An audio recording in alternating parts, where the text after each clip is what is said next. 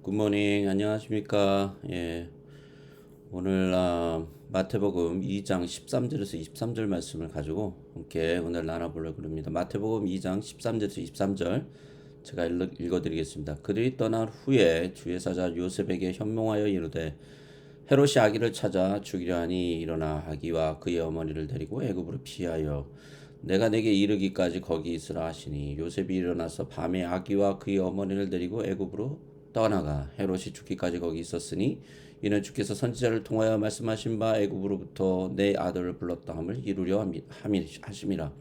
이에 헤롯이 박사들에게 속은 줄 알고 심히 노하여 사람을 보내어 베들레헴과 그 모든 지경 안에 있는 사내 아이들을 박사들에게 자세히 알아본 그때를 기준하여 2살 그 아래로 다 죽이니 이에 선지자 예레미야를 통하여 말씀하신 바 라마에서 슬퍼하며 크게 통곡하는 소리가 들리니 라헬이 그 자식을 위하여 애곡하는 것이라. 그가 자식이 없으므로 위로받기를 거절하였도다 함이 이루어졌느니라. 헤롯이 죽은 후에 주의 사자가 애굽에서 요셉에게 현몽하여 이르되 일어나 아기와 그의 어머니를 데리고 이스라엘 땅으로 가라. 아기의 목숨을 찾던 자들이 죽었느니라 하시니 요셉이 일어나 아기와 그의 어머니를 데리고 이스라엘 땅으로 들어가니라.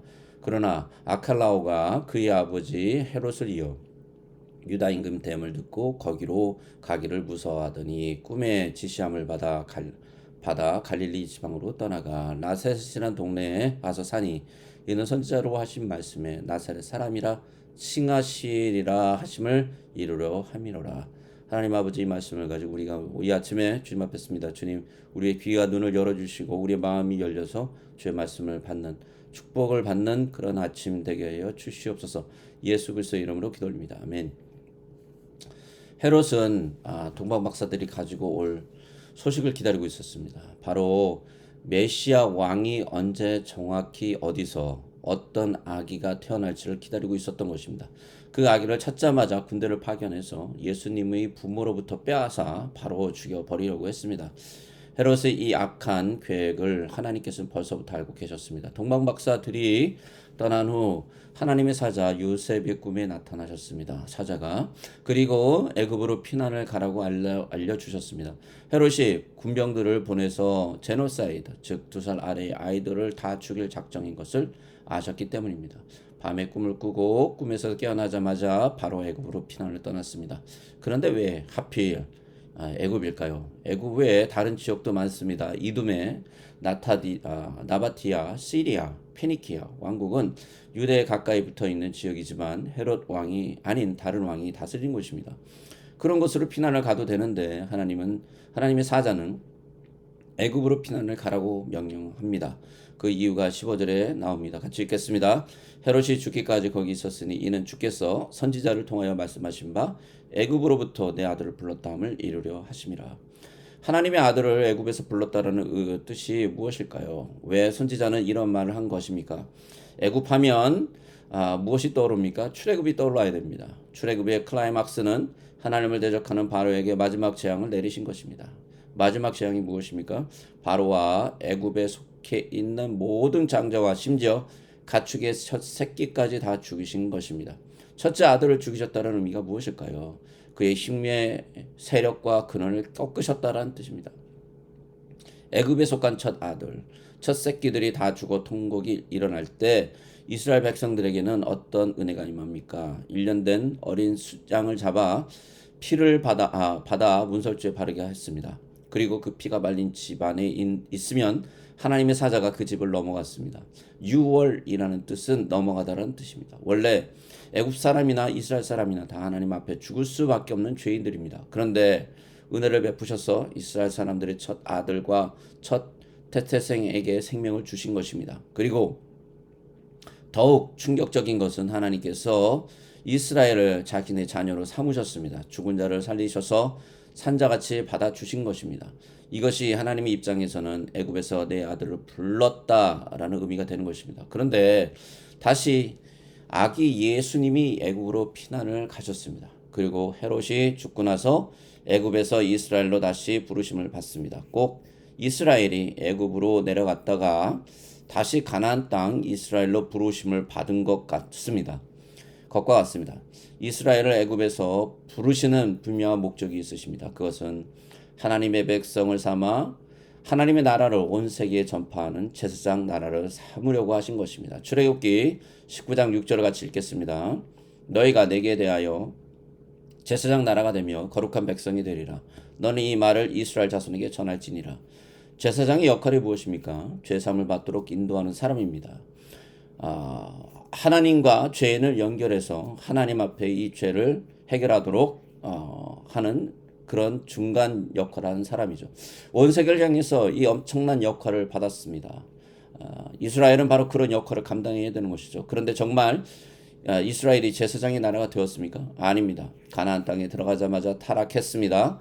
온갖 우상물을 다 숨겼습니다. 돈의 신 맘몬은 물론 섹스의 신 가나안 신인 바알과 아세라를 섬기며 타락했습니다.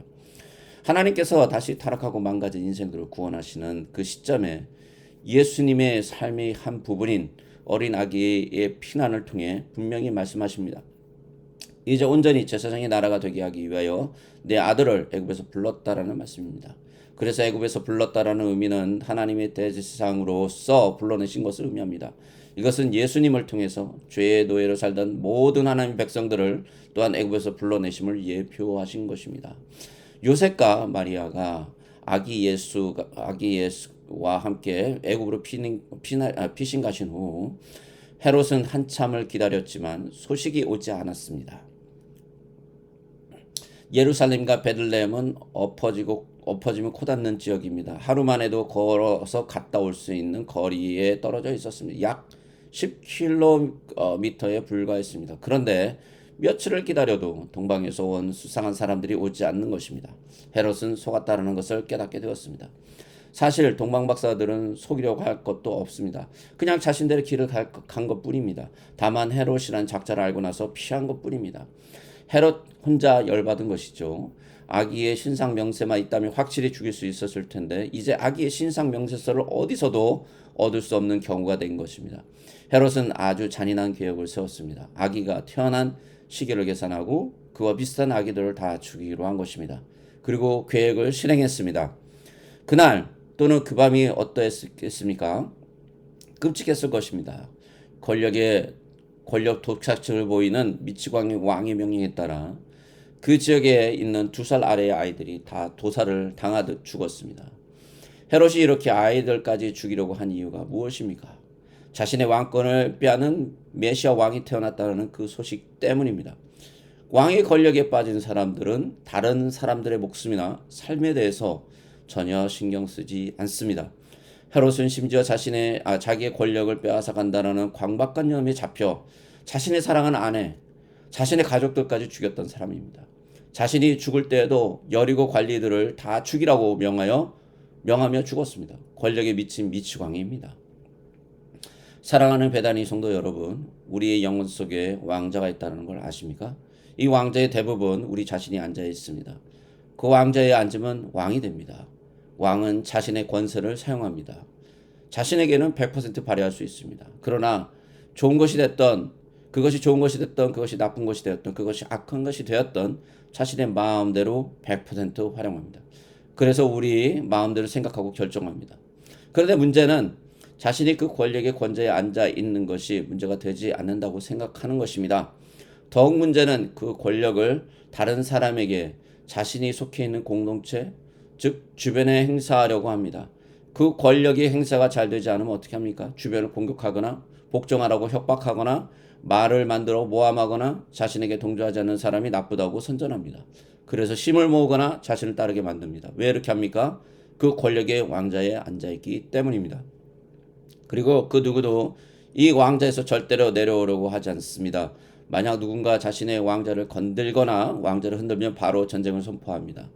이 왕자에서 내려오지 않는 이상 우리는 언제든지 폭군이 될 수 있습니다. 자신의 왕자를 공격하는 그 어떤 존재라도 그냥 놔두지 않습니다. 심지어 그것이 하나님의 말씀이라도 상관하지 않습니다. 자신의 뜻대로 되지 않으면 화를 내거나 그래도 되지 않으면 악한 계획을 세웁니다. 자신의 뜻대로 되기 위하여 힘의 세력을 규합합니다. 헤롯을 보십시오. 자신의 왕권이 위협을 받자 하나님을 두려워하기는커녕 하나님의 보내신 메시아를 죽이려고 시도했습니다. 그렇습니다. 만약 우리가 우리의 왕좌에서 내려오지 않는다면 우리는 언제든지 하나님의 말씀을 무시할 것입니다. 하나님의 일에 대해서 냉담하게 반응할 것입니다. 하나님의 꿈에 대해서 나와 상관없는 먼 이야기를처럼 들을 것입니다. 그렇게 반응할 것입니다. 아니, 자신을 귀찮게 한다고 하나님을 공격하게 될 것입니다. 헤롯의 권력 독차층으로 인해 큰 인명피해가 났습니다. 아까운 생명들이 죽었습니다. 사단의 일입니다. 사단은 우리의 영혼의 왕자의 굳건히 우리의 영혼에 우리가 굳건히 앉게 합니다. 그리고 그것이 당연한 것이라고 말합니다. 속지 마십시오. 그렇게 살면 수많은 영혼들을 병들게 하고 아프게 하고 죽이고 결국에는 당신의 영혼이 파리하게 되며 피폐하게 됩니다. 지금 우리 주 예수 그리스도의 이름으로 명합니다. 당신의 왕좌에서 당장 내려오십시오. 아멘. 헤롯과 그의 장장들은 그 이외 아기를 죽이려고 계속 찾아다닌 것 같습니다. 20절을 같이 읽겠습니다. 일어나 아기와 그의 어머니를 데리고 이스라엘 땅으로 가라. 자기 아기의 목숨을 찾던 자들이 죽었느니라 하시니, 지독한 자들입니다. 헤롯만이 아니라 함께 작당한 자들이 다 아기 예수를 죽이려고 했던 것입니다. 이런 자들이 다 죽자 하나님의 사자가 요셉에게 나타나 이스라엘 땅으로 돌아가라고 합니다. 그런데 헤롯 대신에 유다를 다스리게 된 자는 헤롯의 아들 중에 한 명인 아칼라오였습니다. 아칼라오는 또한 악한 왕이었습니다. 그래서 베들레헴이나 예루살렘으로 돌아가기가 쉽지 않았던 것입니다. 이렇게 요셉이 두려워할 때 다시 하나님의 사자가 현몽에서 아기 예수를 데리고 갈릴리 지역 나사렛이란 동네로 가라고 했습니다. 갈릴리 지역의 나사렛이란 동네는 그렇게 특별한 지역이 아닙니다. 갈릴리 지역의 한 동네입니다. 중요한 것은 나사렛이라는 이름입니다. 왜 나사렛이라는 동네에 정착하게 되었을까요? 갈릴리에 수많은 다른 동네들이 있었을 텐데요. 이사야 11장 1절을 같이 읽겠습니다. 이새 줄기에서 한 싹이 나며 그 뿌리에서 한 가지가 나서 결실을 할 것이요. 이사야 11장 1절에 나오는 한 가지라는 단어는 원어로 나지르입니다. 이사야의 한 가지가 이새의 뿌리에서 나올 것이라고 말합니다. 이새는 누구입니까? 바로 다윗의 아버지입니다. 이사야에서 나오는 하나님의 말씀은 다윗의 왕가의 새로이 시작이 있을 것이라고 말합니다. 나사렛이란 접두어가 예수님께 붙는 것은 그가 바로 다윗, 의로운 하나님의 종이자 왕같이 다윗의 혈통을 이어 영원한 왕이 될 것을 표명합니다. 이스라엘 선지자는 예레미야 선지자가 예언한 람에서 슬퍼하며 크게 통곡하고 통곡하는 소리가 들리니 라헬이 그 자식을 애곡하는 것이라. 그가 자식이 없으므로 위로받기를 거절하였도다라는 내용도 예수님의 탄생과 연관이 있습니다. 예수님의 탄생 가운데 수많은 사단의 공격과 세상의 악이 가득하지만 메시아 왕이신 예수님의 탄생을 막을 수 없다라는 것입니다. 즉 하나님께서 그 구원의 계획을 절대로 멈추지 않으십니다. 오늘 하나님의 메시지는 너무 분명합니다. 그리고 아주 도전적이십니다. 헤롯의 왕자를 조심하라는 것입니다. 그 왕자에서 내려오지 않으면 하나님을 대적하는 자가 된다라는 것입니다. 헤롯의 왕자는 곧 내 영혼에 존재하는 왕자입니다. 이 왕자에서 내려오는 것은 당신의 인생을 송두리째 바꾸는 일이 될 것입니다.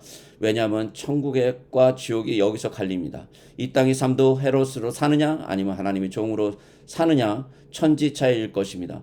헤롯으로 살면 날마다 왕 노릇하며 다른 왕들을 만났을 때 죽이려 들거나 피하거나 전쟁을 하며 복종시키는 삶에 평화, 화평은 없는 늘 불안한 삶을 살 것입니다. 반면에 하나님의 종, 하나님의 백성으로 산다라는 것은 주님을 그 왕자에 모신 삶입니다.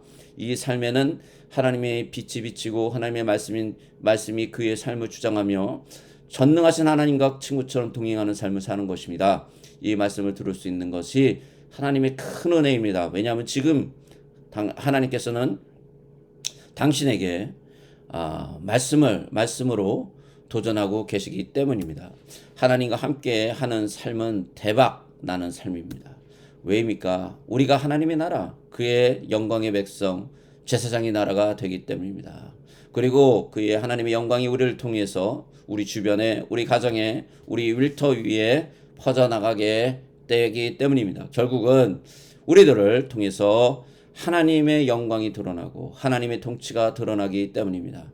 하나님의 영광이 드러나는 곳에는 하나님의 빛이 비추어집니다. 하나님의 빛은 생명의 빛이십니다. 하나님의 빛은 구원의 빛이십니다. 하나님의 빛은 치유의 능력이 있는 빛입니다. 우리 같이 꿈을 꿉시다. 하나님께서 이 베다니 교회 우리를 통하여 수많은 사람들이 주님 앞에 돌아와 회복하고 치유하며 하나님을 알고 경배하는 그런 거룩한 아름다운 하나님의 계획이 작정이 시작되는 것을 꿈을 꿉시다.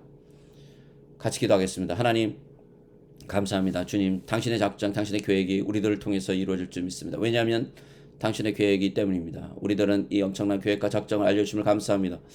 하나님의 말씀을 듣고도 무시하는 헤롯이 되지 않기를 작정합니다. 주님, 우리가 지금 우리의 왕좌에서 내려옵니다. 주님, 당신의 우리의 영혼의 왕좌에 앉아 주시옵소서. 그리고 하나님의 백성으로서 하나님의 나라가 임하는 꿈을 꾸게 하여 주시옵소서. 그 영광이 비추어 수많은 영혼들이 하나님을 만나 회복되는 꿈을 꾸게 하여 주시옵소서. 예수 그리스도의 이름으로 기도 올립니다. 이제는 이 말씀을 듣고 예수 그리스도의 꿈을 꾸며 수많은 사람들이 돌아오기를 작정하고 또 복음의 사역에 동참하며 헤롯이 아니라 하나님의 종으로 서기를 원하는 모든 사람들 그 머리 위에와 그 머리 위에 예수 그리스도의 그 놀라우신 은혜와 하나님 아버지의 사랑하심과 성령님의 교통하시고 교제하심이 이제부터 영원토록 함께 있을지어다. 아멘.